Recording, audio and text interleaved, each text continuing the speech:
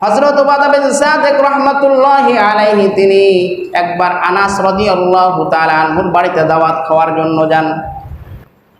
দাওয়াত খাওয়া শেষ করার পরে হাত মোছার জন্য একটি রুমাল আনলো।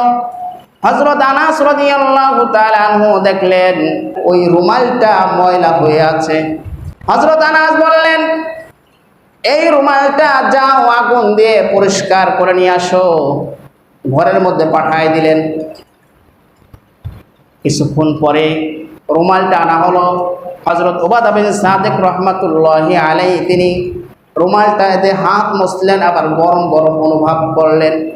রুমালটা গরম অবস্থায় আছে। উবাদা বিন সাদিক বলেন, ও ভাই আনাস, কাহিনী কি বুঝলাম না, একটু খুলে বলেন।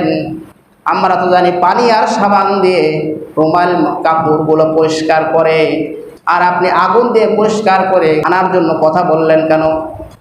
আগুনে দিলে তো রুমাল পুড়ে যায়, কাপড় পুড়ে যায়, কিন্তু আপনি এটা বললেন কেন? হযরত আনাস রাদিয়াল্লাহু তাআলা আনহু বলেন, ও ভাই উবাদা, তুমি শুনে নাও, আল্লাহর নবী সাল্লাল্লাহু আলাইহি ওয়াসাল্লাম একদিন আমার বাড়িতে দাওয়াত খাওয়ার জন্য আসছিলেন।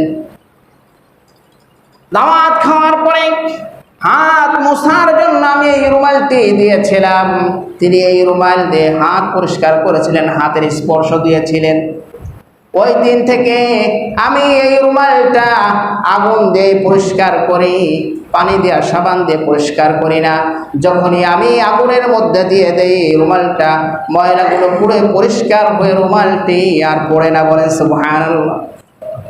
এটা হলো আল্লাহ নবী সাল্লাল্লাহু আলাইহি ওয়াসাল্লামের হাতের স্পর্শ করার কারণে ওই রুমালটা আগুনে পোড়াইতে পারে না।